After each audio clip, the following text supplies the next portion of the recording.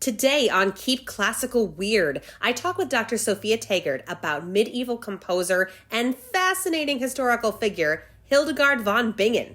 Is there any sort of contemporary example that would come close to maybe, comparing her? My initial thought was Dionne Warwick, and the reason is Hildegard von Bingen did everything, right? She wrote books about botany.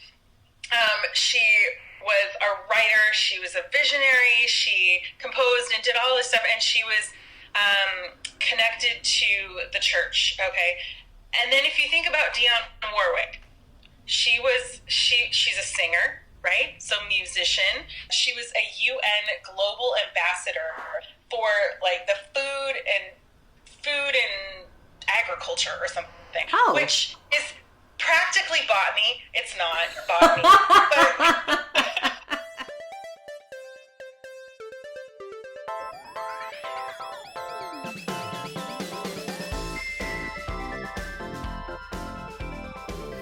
Welcome, friends, to the very first episode of Keep Classical Weird. I am your host, Casey Bozell, and I am so excited to get this started. So we're going to dive right in. Seeing as how it's our first episode, I thought I would start with one of the first people you learn about when you open up a music history textbook. As we'll talk about today, she was really unique in a variety of ways. Her name was Hildegard von Bingen.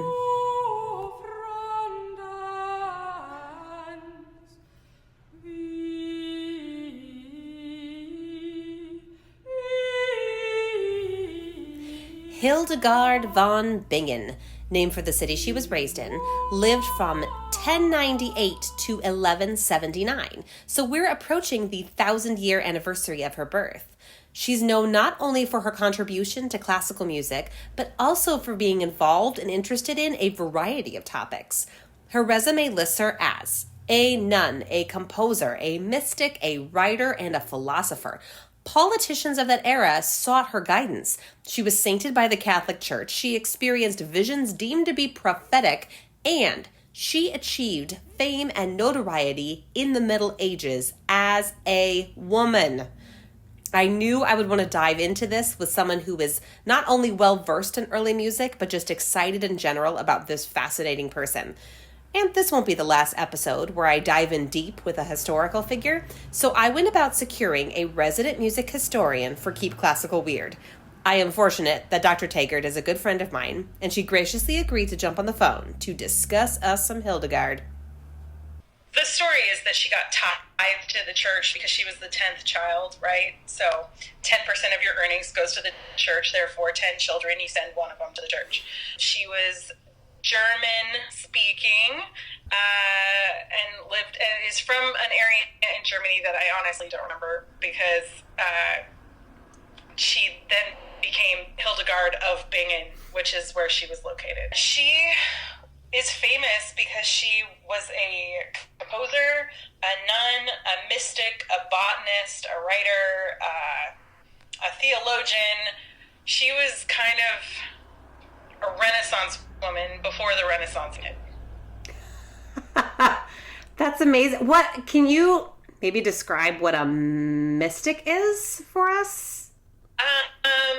She was known for having visions that she attributed to messages from God, and so she just had a very spiritual side to her, and she wrote down these visions. And they were usually messages about the faith, because she was a nun. So. Okay, so that is very tied in, because sometimes when you hear that someone's a mystic, at least today, you don't tie that in directly to, like, religion. Right. It's the opposite. It's what you think of. You think of like the mystical arts or something, and you think of the witch trials in Salem, or these horrible things that were persecuted by the church. But back then it was different. Today, one hears the word mysticism, and immediately the concept seems incompatible with religion. But it's such a different age. There was no central source, database, internet, anything for one to reference when trying to learn more about how the church really worked. So if mysticism helped bring about local interest in a religious message, the Catholic Church was all for it. There were all these different places in Europe, and the church couldn't take control of each one and say, no, what you're saying is not right. It didn't have that far-reaching hold that it can now. So if someone kind of popped up and was known as a mystic, and they were a nun and writing music, and they were getting these visions from God, they became kind of like a local hero. And so the church coming in later isn't going to say, no, that's all, bull honky. So it's kind of a different way of looking at it. When the information is so quick to be heard about, people can, squelch it. But at a time where maybe her reputation preceded her for a long time, the church isn't going to view that as a threat and think, oh, she's dabbling in bad things, So do you think the church actually viewed it as like, oh, she's someone that we should kind of lift up and use to spread our message rather than say, oh, you're saying it wrong? Yeah, exactly. And in fact, she was known for having a really good relationship with a lot of the church leaders, which was a rare thing in general at that time, but more so because she was a woman. I don't really understand how it happened, but all of the things that she did should have freaked the church out. But for some reason, the church just felt like she was a good voice for the church, maybe, or a good person to spread the message, the doxology. I don't know. She's a baffling person to me, which I think she might have been a mystic herself, but I think just her place in history also creates a sense of mysticism. Wow. Yeah. So is there evidence to suggest that she was like really popular in Bingen, I guess? Yeah. Yes. Well, because she established a convent there. She grew up in the church, and she started composing at a young age and writing at a young age. And so she asked if she could take the women and instead of staying at that monastery, like, go start a new one. And her higher up said, no, you can't do that. So she decided to ask the guy above her, or the guy above that guy. She just was like, oh, well, you're not letting me do what I want, so I'm going to just ask your boss. And so so they gave her permission to start this new convent. And so she was definitely a higher up person, and people respected her. And I think it's because she was well known in the area. She had been growing up in the area forever, and she even traveled around and gave public talks, which is also super rare for women.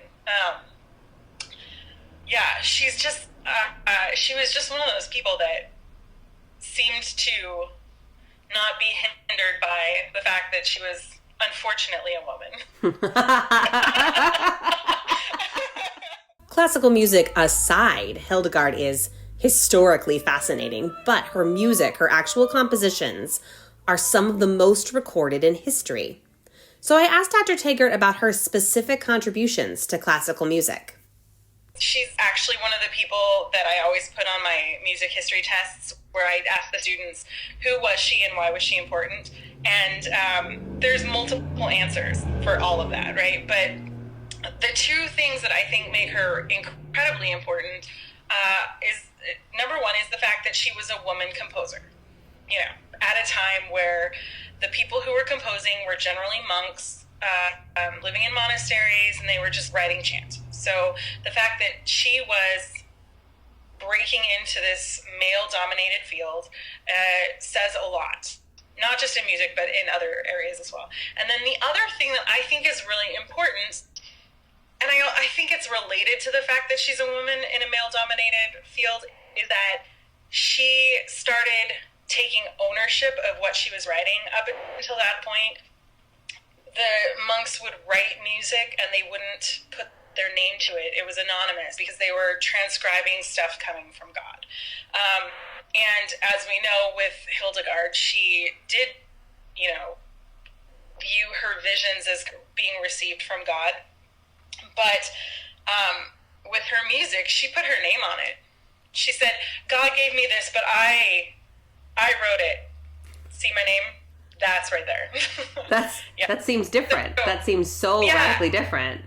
Yeah, and it for me, the sense of ownership that she takes over what she's producing is a really amazing concept, because it definitely wasn't part of the musical realm for quite a while, and since then, the ideas of ownership and music have just changed dramatically over the last 1,000 years. I mean, it's just amazing how that shifts from generation to generation, and I feel like she's the one who brought us back to that place of taking ownership. One facet that we have not touched on yet is Hildegard's art. She was also an artist, because of course she was. And with a modern perspective, there's something very particular about it. I'm a migraine sufferer. Do you suffer from... Are you? Okay. Hey. Yeah. Do you get the aura, the visual aura? Yeah. Okay, so have you seen this art that she's created? Mm-hmm. Where it appears that she's labeled it that this is a vision of angels, but there's a lot of indications in the art to say like, oh, she was actually having a migraine at the time. Yeah. Everything I've seen so far of her, it looks exactly like what I get when I get the aura, the migraines with the auras, and I'm so.